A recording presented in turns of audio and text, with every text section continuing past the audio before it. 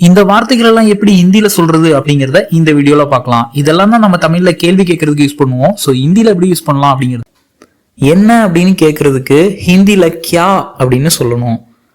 கியா அப்படின்னா என்ன அப்படிங்கிறது அர்த்தம்.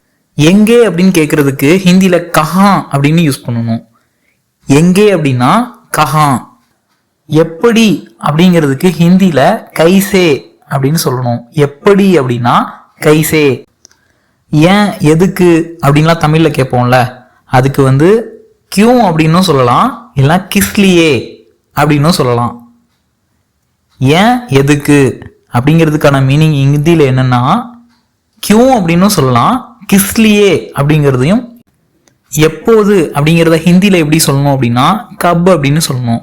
எப்போது அப்படின்னா கப். எவ்வளவு அப்படிங்கிறதுக்கு ஹிந்தியில கித்னா அப்படின்னு கேட்கணும். எவ்வளவு அப்படின்னா கித்னா அப்படின்னு சொல்லணும். நம்மளோட வீடியோஸ்ல நம்ம பெரும்பாலும் நம்மளுடைய வாழ்க்கையில அதிகமா யூஸ் பண்ணக்கூடிய ஹிந்தி வார்த்தைகளை தான் நம்ம பிராக்டிஸ் பண்ணிட்டு இருக்கோம். எங்களுடைய வீடியோக்கள் உங்களுக்கு பயனுள்ளதா இருக்குது அப்படின்னா மறக்காம நம்ம பேஜை ஃபாலோ பண்ணிக்கோங்க.